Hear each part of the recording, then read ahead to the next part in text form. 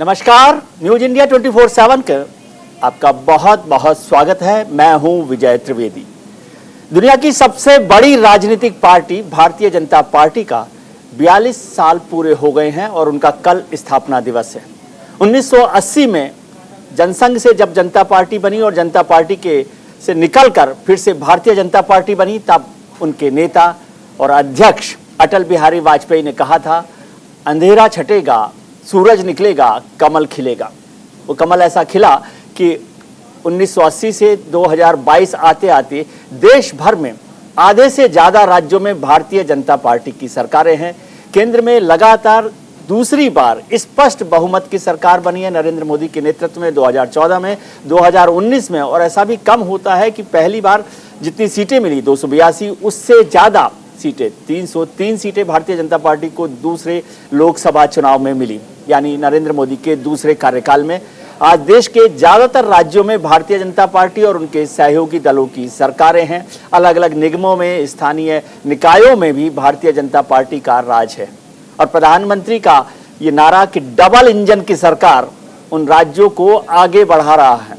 लेकिन इस दौरान अटल बिहारी वाजपेयी, लालकृष्ण आडवाणी की जोड़ी से अमित शाह, नरेंद्र मोदी की जोड़ी तक भारतीय जनता पार्टी का बड़ा विस्तार हुआ है, विकास हुआ है, लगातार फैलती गई है। उसके जो कार्यकर्ता है उनकी संख्या 18 करोड़ बताई जाती है, जो दुनिया में सबसे ज्यादा है। लेकिन इस दौरान एक बात और हुई कि पार्टी का जो कुल कलेवर था वो बदल गया है।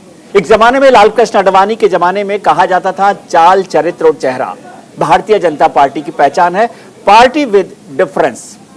आज वो चाल, चरित्र, चेहरा कितना बचा है, कितना बदला है, कितना कलेवर बदला है, कितना रंग बदला है, कितनी विचारधारा पर खड़ी हुई है, इस सब पर चर्चा करने के लिए मेरे साथ हैं बहुत ही खास मेहमान, भारतीय जनता पार्टी के राष्ट्रीय उपाध्यक्ष डॉक्टर रमन सिंह। डॉक्टर रमन सिंह छत्तीसगढ़ के सबसे लंबे समय तक मुख्यमंत्री भी रहे हैं। वो दूसरे मुख्यमंत्री थे छत्तीसगढ़ के और वैसे पहले इलेक्टेड मुख्यमंत्री भी हैं। और उनकी खास बात यह भी है कि उन्होंने हिंदुस्तान की राजनीति को मेरे ख्याल से 15 साल पहले भांप लिया। आज देश के ज़्यादातर राज्यों की सरकारें बहुत सारा फ्री राशन, साइकिल, जूते, चप्पल और तीर्थ यात्राएं करा रही हैं। डॉक्टर रमन सिंह की सरकार ने ये बहुत पहले कर दिया था। उनकी फ्री राशन की योजना, फेयर प्राइस राशन की योजना, फ्री शूज़ की योजना जिसे चरण पादुका योजना कहा गया, फ्री बाइसिकल टू लड़कियों को, गर्ल्स को, उस पर भी बहुत सारा काम हुआ था। और वो सारे जो रास्ते हैं आजकल राजनीतिक दल अपना रहे हैं। डॉक्टर सिंह, आपका बहुत बहुत स्वागत है न्यूज इंडिया पर। मैं आपको बधाई देना चाहता हूं भारतीय जनता पार्टी के स्थापना दिवस पर भी। और आप उस पीढ़ी से हैं जो वाजपेयी जी के साथ काम किया। मुझे याद है कि जब आप लोकसभा का चुनाव लड़ रहे थे और वाजपेयी जी आपका चुनाव प्रचार करने के लिए सवेरे सवेरे सभा में पहुंचे थे, तो उन्हें थोड़ी शंका थी। लेकिन जब आप जीत कर आए तो उन्होंने उस गलती को सुधारा और आपको मंत्री बनाया अपनी सरकार में। और उसके बाद से आप लगातार राजनीति में आगे बढ़ते रहे, 3 बार मुख्यमंत्री भी रहे। इस समय भारतीय जनता पार्टी के राष्ट्रीय उपाध्यक्ष हैं। सर, चाल, चरित्र, चेहरा से अब चरित्र और चेहरे में कितना बदली है भारतीय जनता पार्टी? भारतीय जनता पार्टी न केवल अपने स्थापना के बाद, बल्कि मैं तो ये कहूंगा कि जनसंघ की स्थापना 1951 में भारतीय जनता पार्टी की स्थापना हुई जी, और जिन मुद्दों को लेकर जनसंघ की स्थापना हुई और जो संकल्प लिए गए थे 1951 में, और डॉक्टर श्यामा प्रसाद मुखर्जी की शहादत हुई थी और मुद्दा था जम्मू और कश्मीर का पूर्ण विलय के बाद, आज की 51 की बात है, 51 पे संकल्प लिया गया था। और एक देश में 2 निशान, 2 प्रधान, 2 विधान नहीं चलेंगे, नहीं चलेंगे कहते हुए हमारे राष्ट्रीय अध्यक्ष जी के वहां पे संदेहास्पद स्थिति में मृत्यु हुई।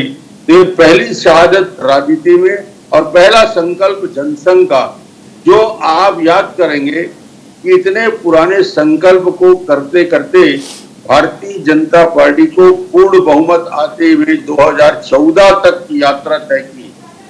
कहाँ 2 सांसद से शुरू करके, और जिस समय मजाक उड़ाया जाता था भारतीय जनता पार्टी का कि ये 2 सांसद, इनके क्या, इनका भविष्य है, वही भारतीय जनता पार्टी 84 के बाद 89 के बाद 91 के बाद बढ़ते बढ़ते एक लगातार अटल जी को प्रधानमंत्री के रूप में 13 दिन 13 महीने और लगातार फिर 5 साल सरकार बनाने का अवसर मिला। और अभी वो संकल्प को पूरा करने का काम, संकल्प चाहे पुराना हो, मुद्दे पे भारतीय जनता पार्टी नई की खिली है, उन्हीं मुद्दों को लेकर हमारी यात्रा जारी रही। उस समय भी हम कहते थे मंदिर का निर्माण हम करेंगे, उस समय भी कहते थे 370 की बात करते थे।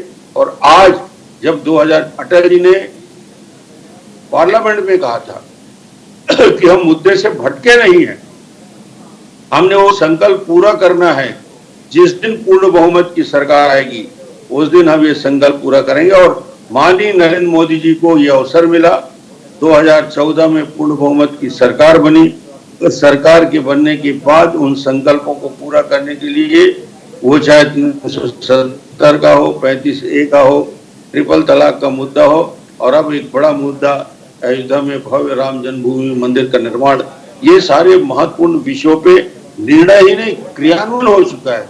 इसलिए भारतीय जनता पार्टी या जनसंघ की यात्रा में, क्योंकि स्थापना दिवस कल है, 6 तारीख को स्थापना दिवस है, 42 साल की यात्रा पूरी हो चुकी है। आज हम एक ऐसे राजनीतिक दल के रूप में हैं जहां सहयोगी के साथ 17 राज्यों में हमारे सहयोगियों के साथ हमारी सरकार है, अपने 303 मेंबर ऑफ पार्लियामेंट है, एनडीए को मिला के 353 की स्थिति है, राज्यसभा में हम 100 के ऊपर तक पहुंच चुके हैं। ये स्थिति भारतीय जनता पार्टी की बनी है। हमारे नेताओं के डॉक्टर श्यामा प्रसाद मुखर्जी, दीनदयाल उपाध्याय, अटल बिहारी जी, आडवाणी जी, और उसके साथ ही नरेंद्र मोदी जी, अमित शाह जी, नड्डा जी के नेतृत्व में जिस प्रकार ये 7-7.5 साल से सरकार चल रही है, देश के करोड़ों की उम्मीदों का ऐसा मोदी जी ने एक रास्ता चुना है जो आज देश उनके साथ पूरा खड़ा है। जी सर। 4 राज्यों में इतना जो विजय हासिल हुई है, ये बताता है कि हम अपनी सफलता को दोहराना जानते हैं।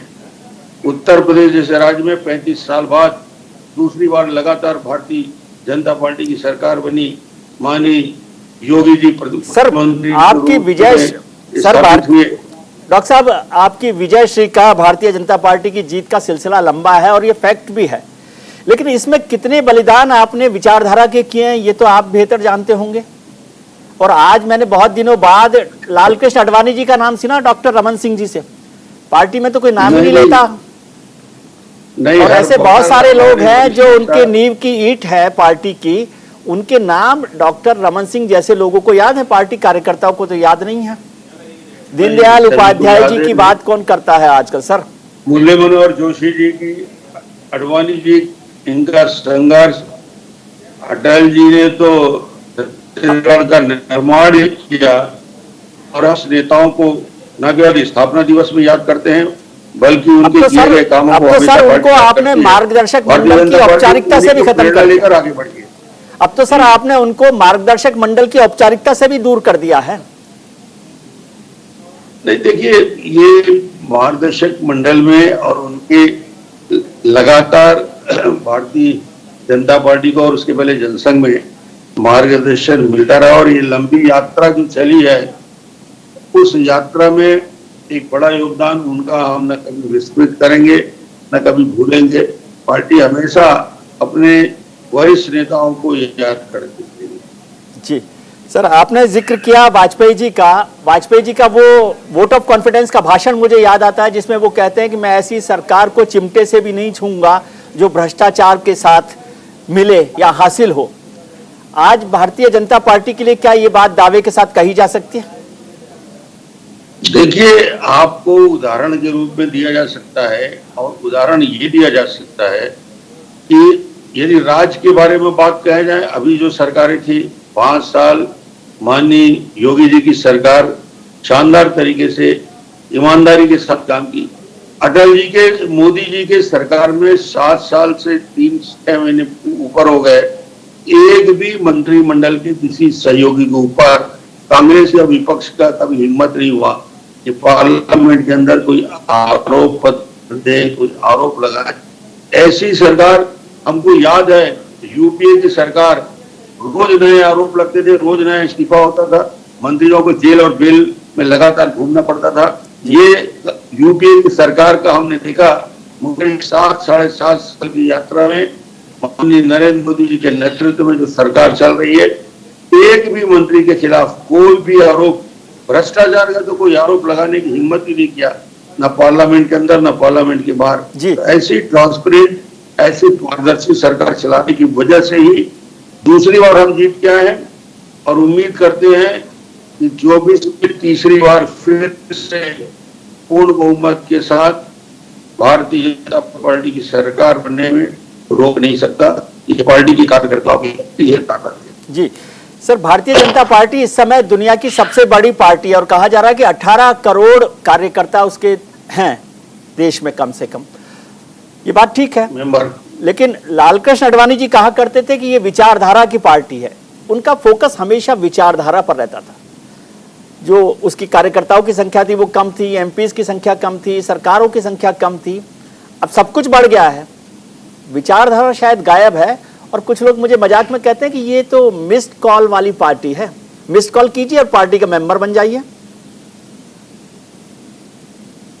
देखिए, पार्टी का स्वरूप जब व्यापकता की ओर बढ़ता है और लगातार हमारी यात्रा चलती जाती है, हम 5-7 सदस्यों से जनसंघ की स्थापना हुई और कहां 18 करोड़ मेंबर हो गए जी, मिस कॉल करके मेंबर बने। मगर ये आप जिस रूप में देख रहे हैं, उसी मिस कॉल के कार्यकर्ताओं ने चमत्कार इस देश के अंदर किया। मोदी जी ने आह्वान किया और पूरे देश में उत्तर दक्षिण पूरब पश्चिम 303 से ज्यादा सीटें हम जीत के आए।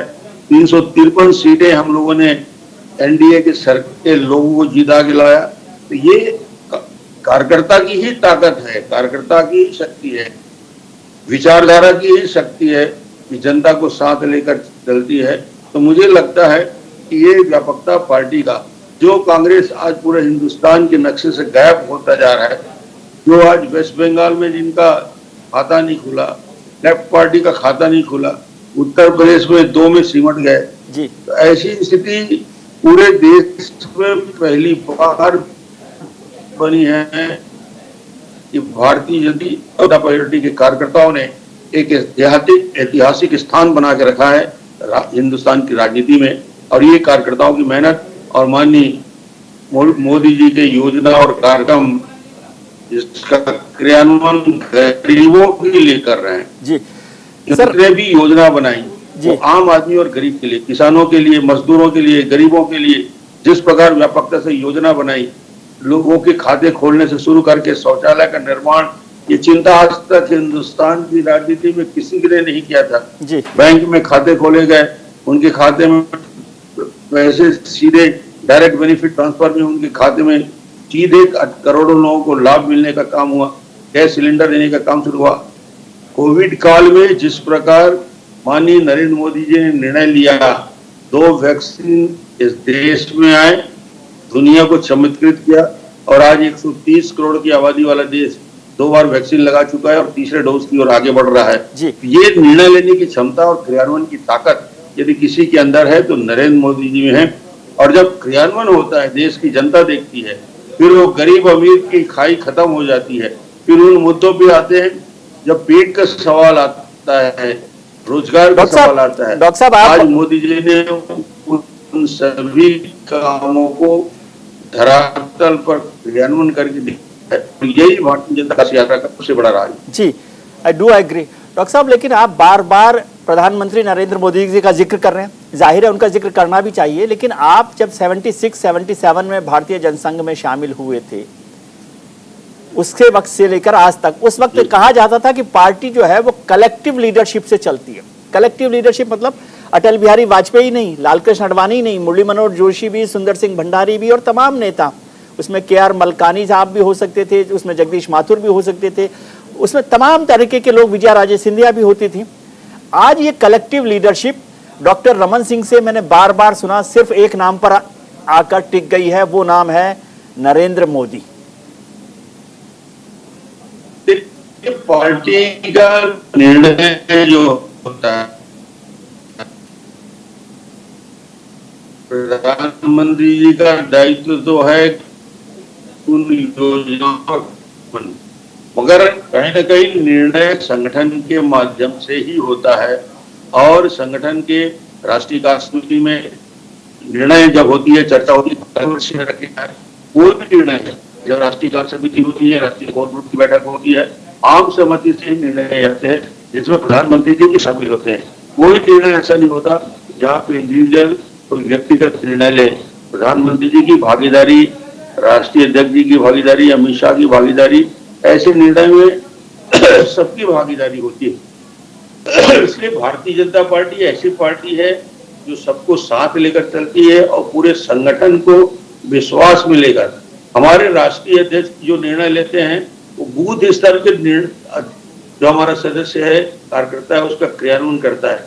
तो बूथ से लेकर राष्ट्रीय स्तर के जो हमारा ऑर्गेनाइजेशन है एक साथ गतिशील होकर काम करता है।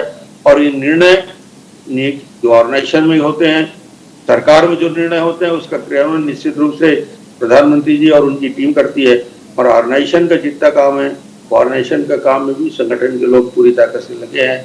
और भारतीय जनता पार्टी की परंपरा है, यह सर अभी आम सहमति से होता है। सर अभी आपने 4 राज्यों की निर्णय करने, सर अभी आपने 4 राज्यों की जीत का जिक्र किया, उत्तर प्रदेश का, उत्तराखंड का, गोवा का, मणिपुर का। मेरे को आपसे बात करने में आनंद इसलिए आ रहा है क्योंकि आप उस पार्टी से हैं जहां पर एक जमाने में विधायक दल की बैठक में नेता चुना जाता था। अब तो विधायक दल की बैठक की औपचारिकता भी आपने छोड़ दी है। मतलब कुछ लोग कहते हैं कि वो लिहाज होता है ना।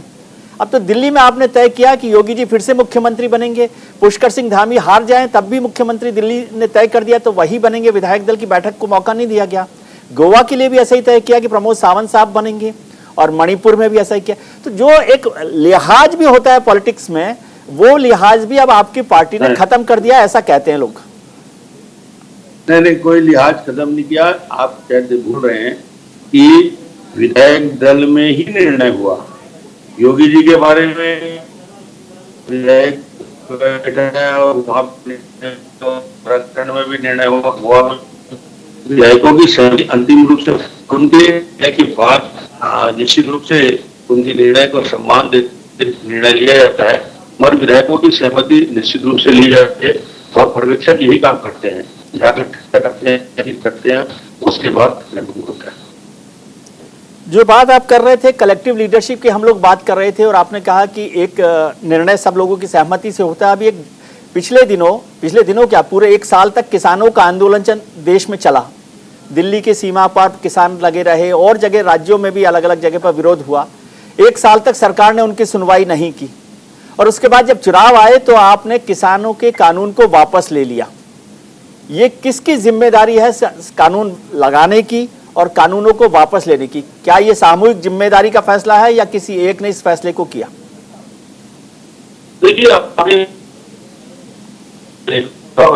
देखा है उस प्रक्रिया को कैसे किसानों के लिए कोई चर्चा हुआ, लोकसभा में, राज्यसभा में बातचीत हुई, सबके विचार है और पार्लियामेंट में पूरी तरह से सर्वसम्मति से या कुछ विरोध के बावजूद विषय में निर्णय हुआ और लोकसभा में पारित हुआ। इसलिए ये नहीं कहना कि किसी का निर्णय है। पार्लियामेंट के सभी जितने भी सदस्य उनकी सहमति ली गई और सहमति के बाद ये कानून तय हुआ। मगर जिस प्रकार अफवाह फैलाया गया, जिस प्रकार किसानों को भड़काया गया, अंत में इस बात को निर्णय पार्टी को लेना पड़ा, मोदी जी को लेना पड़ा कि यदि किसानों का हित का कानून है, किसानों के आर्थिक दृष्टि से मजबूती प्रदान करने वाला है और सोच विचार कर लाया गया कानून है, मगर यदि किसानों के अंदर भ्रम की स्थिति पैदा होती है तो फिर सरकार ने कहा कि यदि किसान ही इससे सहमत नहीं है या उनको भ्रमित किया गया है तो मोदी जी ने एक बड़ा कदम उठाया और कहा कि इस कानून को वापस लेना आज के समय में बेहतर होगा और ये कानून वापस लिया गया। तो मुझे लगता है कि वो राजनीति में ऐसे बहुत सारे कदम उठाने पड़ते हैं, ऐसे बहुत सारे अवसर आते हैं जब लोकहित में लिए गए निर्णय में भी कई बार ऐसे परिवर्तन हो जाते हैं। तो मुझे लगता है कि आज की स्थिति में ये कहना किसी एक ने निर्णय लिया, एक व्यक्ति ने इसको तय किया, इसमें पूरी बहस होने के बाद, चर्चा होने के बाद इसका क्रियान्वयन किया गया। जी डॉक्टर साहब, मुझे याद आता है कि आपकी जब सरकार थी छत्तीसगढ़ में तो एससी एसटी को लेकर बहुत काम उस सरकार ने किया था, और ऐसा भी मुझे याद आता है, आप करेक्ट कर सकते हैं, कि यूनाइटेड नेशंस ने उसके लिए सम्मानित किया था, उसको रिकॉग्नाइज किया था।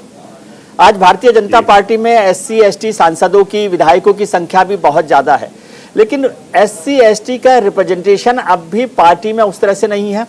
एट्रोसिटीज बढ़ रही हैं, और खासतौर से यदि पार्लियामेंट्री बोर्ड की चर्चा की जाए तो आज वहां पर आप ज्यादा जानते हैं।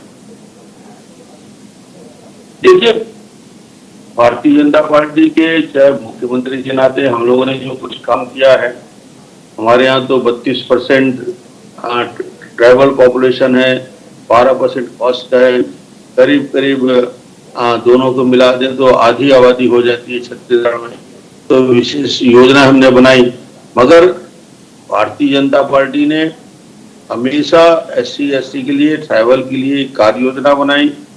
अटल जी ने पहला मंत्रालय की स्थापना और उस डिपार्टमेंट को शक्ति देने का काम, बजट देने का काम, एक अलग से मंत्रालय की स्थापना ट्राइबल डिपार्टमेंट के नाम से किया, इसकी स्थापना की। और मोदी जी ने इस बार हिंदुस्तान में पार्लियामेंट के अंदर जो हमारी उपस्थिति है, सबसे ज्यादा मेंबर हमारे एससी और एसटी कैटेगरी के हमारे मेंबर ऑफ पार्लियामेंट जीत के आए हैं अपने अपने क्षेत्र में।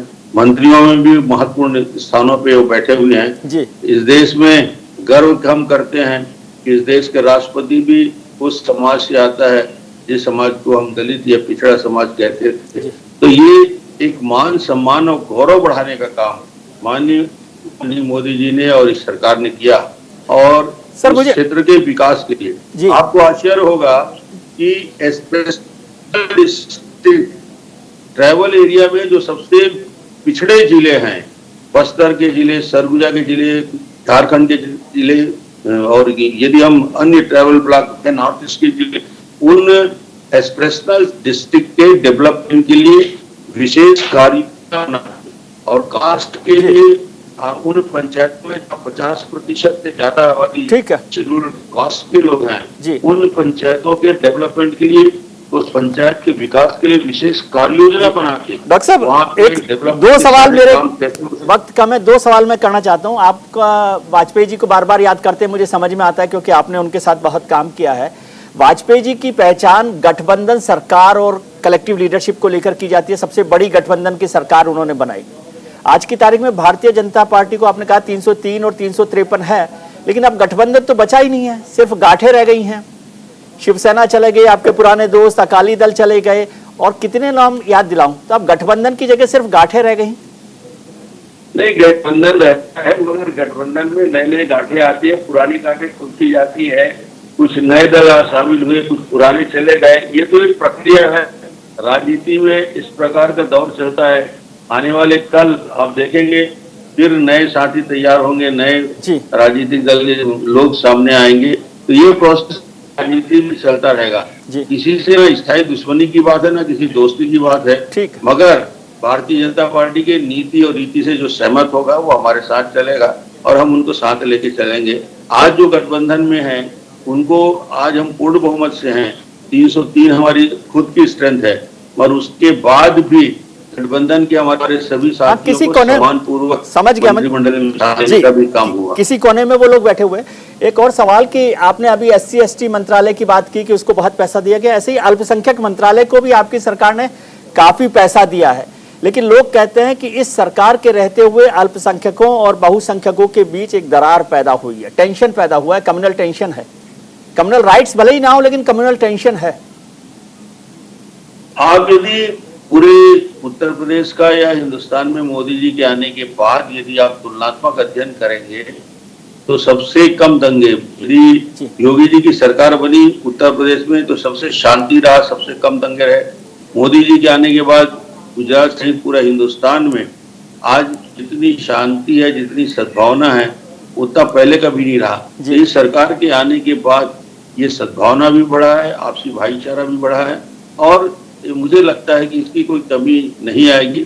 आने वाले समय में और इसको मजबूत किया जाएगा। चलिए सर, बहुत बहुत शुक्रिया कि आपने वक्त निकाला। मेरा भी डिनर का टाइम होगा। एक आखिरी सवाल आपसे जानना चाहता हूँ, इजाजत चाहता हूँ, मैं डिनर में क्या खा सकता हूँ?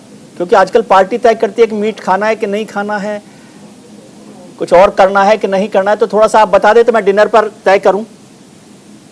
देखिए, पार्टी कभी ये तय नहीं करती कि हमको वेज रहना है कि नॉन वेज रहना है। कभी पार्टी में इस प्रकार के नहीं रहते। जो जिसको यानी न केवल खाने की, रहने की, धर्म की, पूजा पद्धति की, सभी प्रकार की स्वतंत्रता इस सबको मिलता है। कहीं किसी को कोई प्रतिबंध नहीं पड़ता। चलिए, धन्यवाद, बहुत बहुत धन्यवाद सर आपका, आपने वक्त निकाला न्यूज इंडिया के लिए। बहुत शुक्रिया आपका और आपको बहुत शुभकामनाएं। न्यूज इंडिया पर ब्रेक का वक्त है, लेकिन आप कहीं मत जाइएगा, क्योंकि इसके बाद बीजेपी के स्थापना दिवस पर एक खास प्रोग्राम हमने बनाया और उसके बाद आप जानते हैं खबरों का सिलसिला तो जारी ही है।